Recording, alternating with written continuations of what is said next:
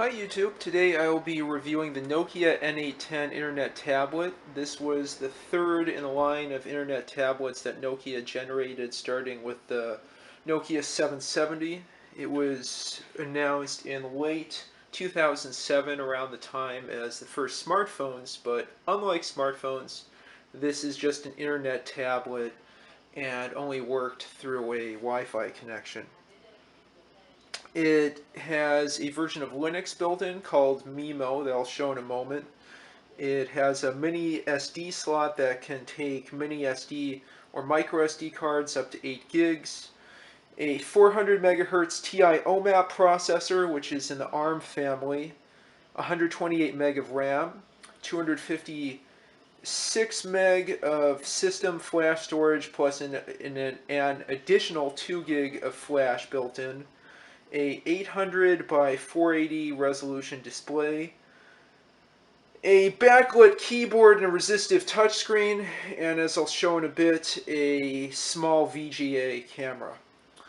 With that, I'll just briefly open the box and show what's inside. There's a few things stored away in here besides the getting started kit, some power adapters, and I believe this is a hands-free headset for your chats and Skype back around the time Obama was elected president. And I'll pull up the device here in a moment. It's in its sleeve right now, and I'll take it out of its sleeve and do a quick demo.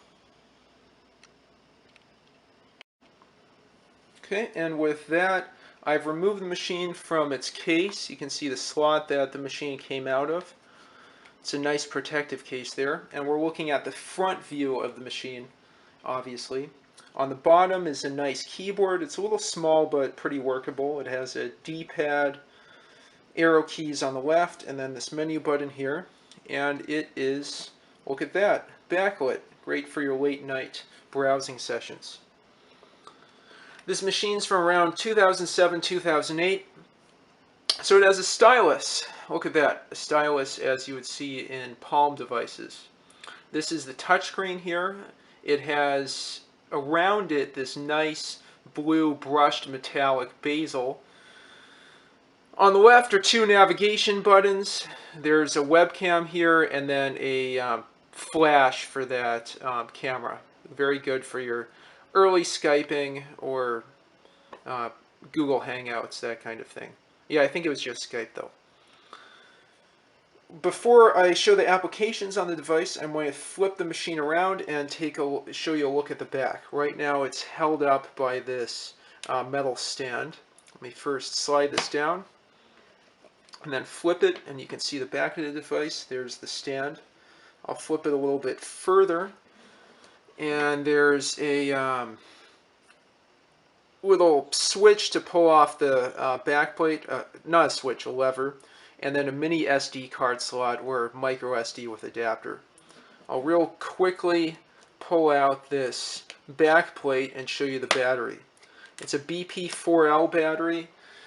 At the time I got the machine, which was around 2013, these were pretty common and I think work in other Nokia smartphones and were inexpensive to replace. If I remember right, when I first got this, it was supposed to have 7 hours of battery life, but more like 3 or 4 with regular internet use and Skyping and so on. Probably much less now, though, and that's why I have it attached to the power adapter continuously.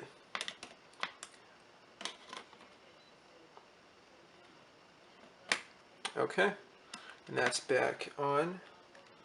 Very good. Sometimes a little hard to get that back plate on and off, but it looks good. There's one other thing I forgot to mention is this status light here for when the machine's asleep or there's notification. And a few buttons on top to lock the device, turn it on and off, or suspend, change volume, and I'm not quite sure what that button does. On the far left corner, I'll find out in a second. Yeah, still not sure. Oh well, okay, so I'll go ahead and then I'll show you the built-in applications. So this is the home screen of Maemo. This is the Chinook version of Maemo.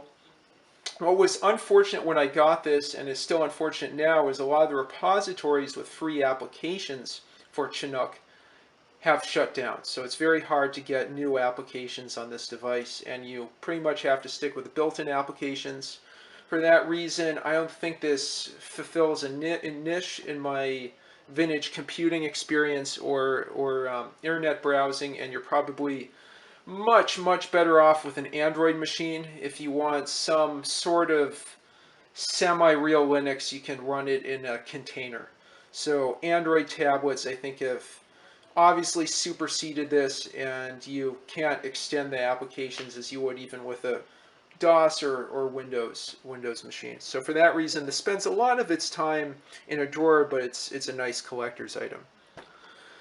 Now going back from that diversion to the home screen, on top there's a brightness indicator and a switch so you can adjust brightness. Excuse me, not switch, slider, a slider for volume. There you can hear the tone, connecting to Wi-Fi, and then the battery. It's full, and I could disconnect the charger. There's a home menu. Select what applets to show on this home screen, set a background image, a theme, calibrate the screen, and so on. And then 3 menus on the left. One internet-related one for browsers, and you can see the built-in web pages here. I've tried the browser. It doesn't seem to play well with newer SSL. I think it's SSL proficient, but when I tried Wikipedia, that didn't work. So that's pretty unfortunate. I'll go ahead to it now and just stick with Google. It's very slow. That's one of the weaknesses of this device. One of the things that killed it. Let's see. You can get to Google Images, so that's nice. But still, quite slow. Okay, right below that is this person menu that has contacts, shows the email inbox, new internet calls, I think with Gizmo, chats and email messages.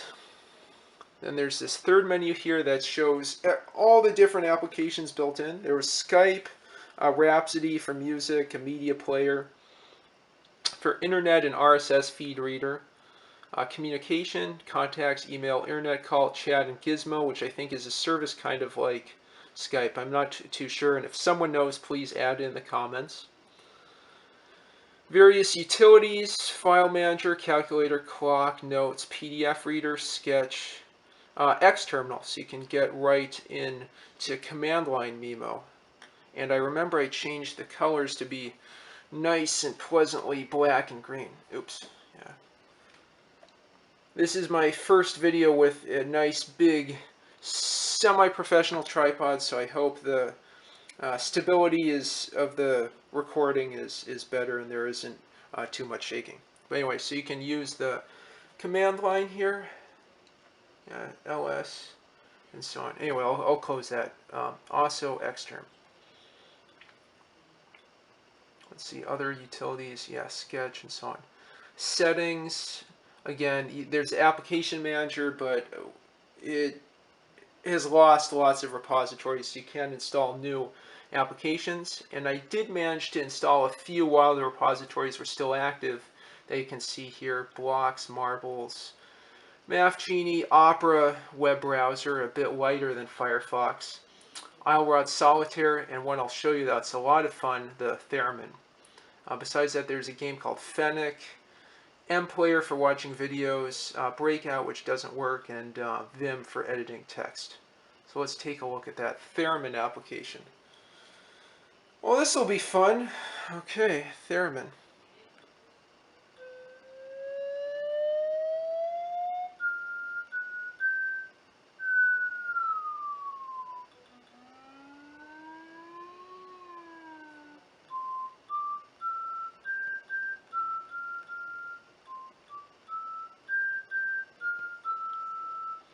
Anyway, so lots of fun and a great way to get your pets annoyed.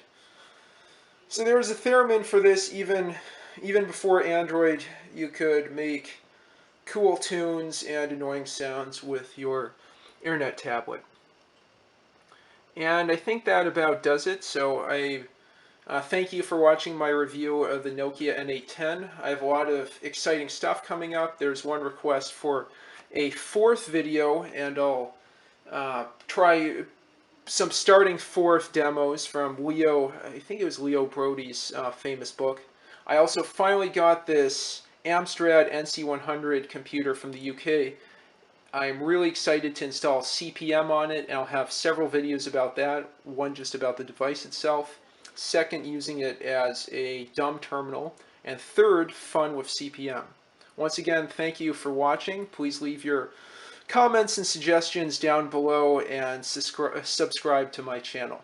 Thanks for watching.